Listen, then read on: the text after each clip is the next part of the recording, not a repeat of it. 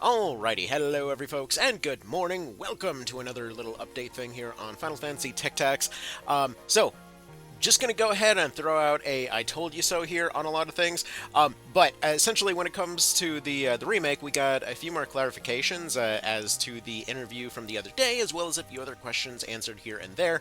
And yeah, let's go ahead and get into this. So first and foremost, so when we're discussing the whole kind of math equation here, like typically when we see a lot of for lack of a better term, people have just basically just been calling it whining, but like whining about the new version here. One of those things that's regularly come up is the math of, well, did War of the Lions have technically more content or whatever else? And basically, it's kind of an interesting split, because it depends entirely on how you view those two classes. They might be saying, what about the cutscenes, what about the additional stuff, and whatever else, and that's the interesting part. Because as of recently, we got clarification here. Again, thank you to Gibbs for constantly reaching out to Matsuno here to get more information. But like, as far as how much new stuff was added dialogue-wise, there were a few tweets going back and forth, but the general gist is he was saying that there's roughly an extra 60% of dialogue added to the original script. Essentially, this doesn't include. So while I haven't counted exactly, I estimate that the main scenario's volume in the Japanese version is approximately plus 60% of that of the original PS1 version. This does not include system-related text such as organization screens, chanting text, brave stories, sound novels, and movie parts. It's difficult to compare the total amount of text between old and new versions, so that will not do so here. And basically, what they're saying is, if we're not counting any of the new stuff added to, let's say, the kind of background story and whatever else, the whole kind of chronicle mechanic and whatever else I think it was called, there's roughly 60% extra dialogue added to the game. And I couldn't find the exact tweet again, but there was another one prior to this in which he was basically saying that when it came to the War of the Lions content, they didn't want to necessarily leave that stuff out, so a lot of the general vibes of the stuff that they liked from that one were essentially added into the in-battle dialogue and general chatter between all the different characters. So while, for example, we don't have...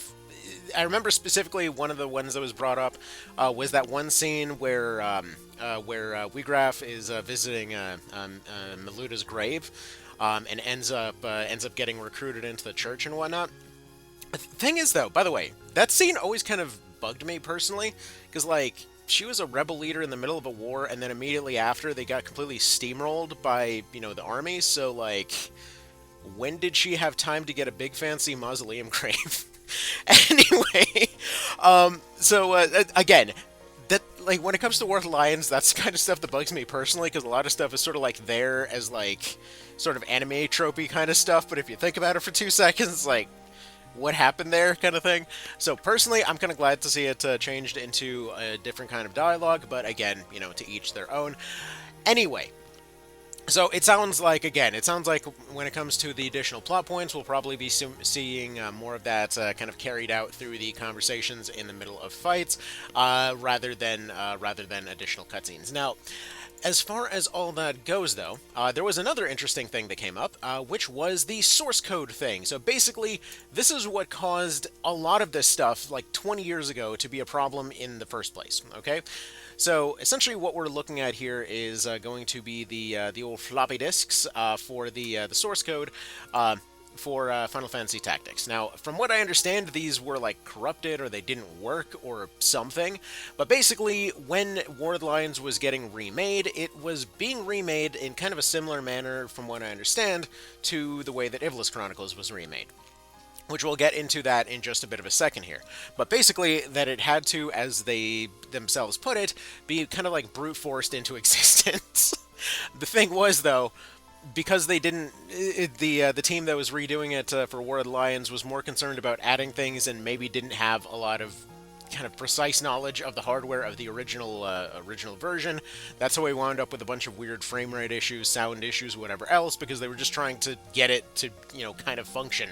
And that's why it's been compromised ever since. So apparently, apparently this stuff exists, but it's like, for whatever reason, it wasn't usable. But that's part of the reason that essentially it the version that we're getting is how it is. So, to quote a Kotaku article here, so a lack of rigorous documentation procedures at the time, however, made it hard. Back in the PS1 days, games were made quickly, and once they shipped, the company moved on. The Japanese version might be completely overwritten in English for the international release. And this is actually kind of a funny thing, because yeah, they would literally just like, in order to try to cut costs and not use additional storage space, they would just overwrite stuff. Anyway, so as a result, the current Square Enix team had to cobble together the new enhanced Ivalice Chronicles version through sheer force. We analyzed a number of existing versions of the game and reconstructed the programming of the original, but there were also times when we played the original game and worked it out by feel alone, which, yeah, personally, that's got me a little bit optimistic here, because, yeah, that feel is a very particular one to that PS1 version. So the entire process was the result of cumulative hard work, on the one hand working to implement new features, while behind the scenes our work was similar to porting an old arcade game to the NES. The Ivalice Chronicles includes updated graphics, read HD smoothing, voice acting, a re-edited script, and quality of life features like fast forward and save anywhere. I didn't realize that they actually fully put in save anywhere. Anyway, so the original version of the game is also playable, but this isn't the first time Square Enix has ported Final Fantasy Tactics. The War Lions version was released for PlayStation Portable in 2007, alongside a Shakespeare-fied script, along with additional cutscenes, new job classes, and a wireless multiplayer mode. Surprisingly, none of that content will be in the Ivalice Chronicles. And I want to point out here that one thing that this article doesn't really dive into that I've seen discussed in other places is that when they're saying that it's surprising that none of the content will be in there, they've already answered their own question here, or I guess their own implied question here, in that they basically had to rebuild this thing from the ground up, which meant that they would have had to remake the multiplayer mode, which would have essentially they would have had to go and redo all the cutscenes, bug test all those cutscenes, all that kind of thing. And as far as new job classes goes, like when it came to War of the Lions, like that probably would not have been much of an issue. I mean, basically aside from art and whatever else, almost everything else about those classes was already reused assets. Actually, it's a little bit of a funny thing to me, because I remember when War of the Lions came out, there were people complaining at the time, like, oh, they phoned it in, these classes are just reused assets, one doesn't even bother having skills, and now it's like the sacred cow that nobody can touch. Like, how could they not add them? Like, dude, if you want to see interesting classes, go, like, play some Felseal or Kingsbane or something like that. Like, stuff like Dark Knight and Onion Knight is absolutely nothing to cry about. Like, seriously, Balthier, character is really cool. His class is just like Thief plus Mustadio, and he just replaces Mustadio, and that's, like, that was his whole thing in War of the Lions. Like, he is better Mustadio, and then you just, like, bench one of the main plot characters for somebody that wasn't even in the game originally. Like, it's weird, you know? It's, like, it always struck me as really weird. Anyway, so, let's see. So moving on in the article, we did, of course, consider the addition of new jobs, abilities, and characters, including the jobs featured in War of the Lions, Mira said.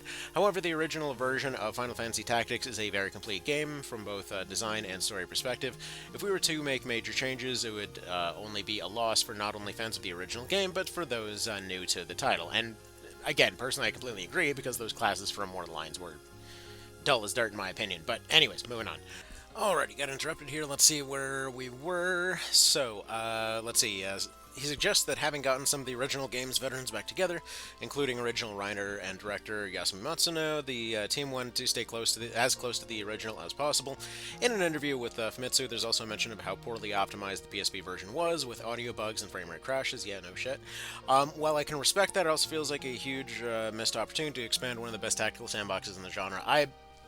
Again, personally, I think that going back and fixing the audio was always going to be the right call here. Because, yeah, War of the Lions, like, the main thing that it actually contributed to make the game, like, overall better or whatever else would have been the extra story additions, and it sounds like those story additions are to at least some degree, if not either getting improved upon or actually just kind of getting moved into the additional dialogue which happens in fights. And if you think about it, how often are you doing fights as compared to staring at cutscenes? Exactly. It's kind of the whole game. It makes more sense to put them there. Anyway, so that could have meant adding new jobs for players to explore, or new modes, online multiplayer, or roguelike mode, or some other endgame content. Feels like an obvious addition to one of the best games ever made. As far as multiplayer, again, like, the whole chicken defense thing was interesting. I don't think it ever really naturally fit. A roguelike mode would have been pretty cool, but you can just kind of do that yourself. Also, additionally, it's worth mentioning this thing's coming out on PC. Dude, like, we're going to get mods for all this stuff. It makes a lot more sense to just make the original version, make the sort of, like, baseline of everything good, and then just, like, let modders handle the rest. But anyway, what do I know? Moving on. Let's see. Fortunately, it does sound like 3 new difficulty options in the Ivalice Chronicles will rebalance some of the gameplay. Once you've mastered FFT's job system, can make even its toughest battles feel trivially easy.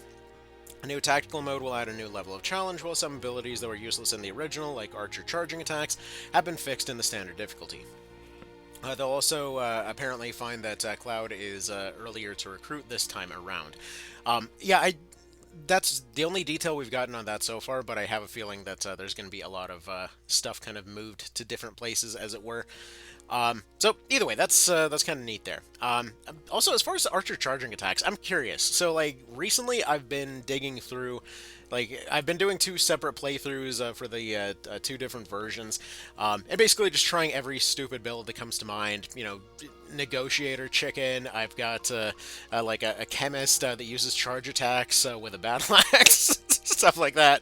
And I gotta say, like, as useless as charge attacks are in most situations, it is weird to see, like, for example, with battle axes, it can potentially stretch out their stuff pretty decently well. But yeah, no, I'm curious to see whether they change the formulas of how those weapons work. For those that never tried flails and battle axes, basically the idea is just like it's just dice roll damage. Like when you go and use the weapon, it'll be like, oh, you know, you are totally going to do 100, and then you take a swing and you do 5. Or you might do like 200 all of a sudden. Like it's a really wide range. Unfortunately, getting those high rolls is rarer than getting your low rolls. But still, like it's got some potential to do some fun stuff there. Basically, if you have a class that's able to basically make themselves free to take as many swings as they can, just kind of sit in place and swing away, you're usually going to have a much better time with those. So like on one playthrough, I was doing that with a knight and I think the extra physical attack it brings contributes to their break rate, because that guy's break rate has been pretty good. And then when it comes to the chemist, like auto potions, just always been great. So there's that. Anyway, though, so I'm curious to see whether they did anything with like axes, or if they did anything with monster units, because yeah, most of the monster units are pretty dicey at best. Like chickens have their roles. You've got bomb units that have their roles. But, you know, stuff like using the pig, like when the pig's best overall options either include more or less having somebody standing right next to them in order to inflict a charm, or attempting to, well, feed themselves to somebody. That's, like, it's funny, but nobody's really using that, you know? Which isn't really a bad thing. One of those things that FFT really understood right from the get-go was that not everything really needed to be perfectly viable or kind of balanced against everything else. A lot of these weird incongruities, like weird joke classes and what have you, like, it's part of the charm of the game, you know? But, anyway. So yeah, and by the way, to expand on one point earlier, what I was talking about as far as Dark Knight, Onion Knight, all of that kind of thing. So, look, I've been obviously, like, for a good number of years now, I've been saying that I've never really been the biggest fan of the War Lines version. But that being said, those 2 classes in particular, and frankly, a lot of the War Lines classes in particular, kind of stick out to me because, again, back in the day, like, a lot of folks recognize them for basically being phoned in back in the day, but, like, seriously, if you want to see interesting classes that would actually be a shame to see get cut, that's when you would go and take a look at something like, you know, Felseal, Kingsbane, or what have you. It's like, oh, we just added a new class, and it's like, they're operating drone swarms of dragonflies. Like, that's pretty freaking cool. That's a pretty cool ability.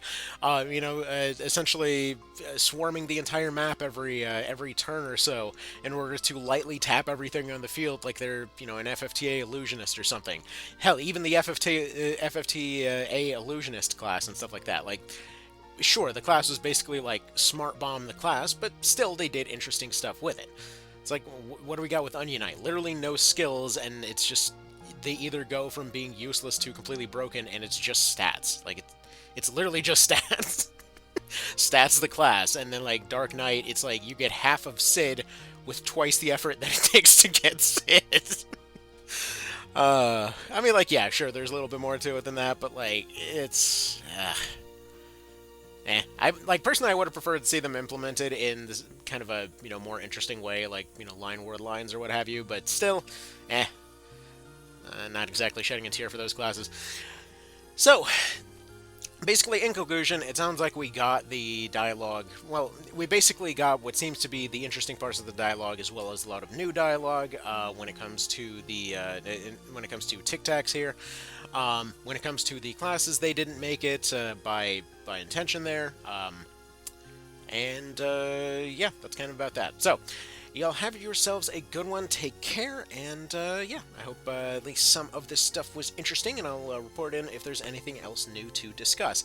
Also, should probably have picked less sleepy music when feeling already sleepy. Anyway, y'all have yourselves a good one. Take care. Thank you for stopping by. Later.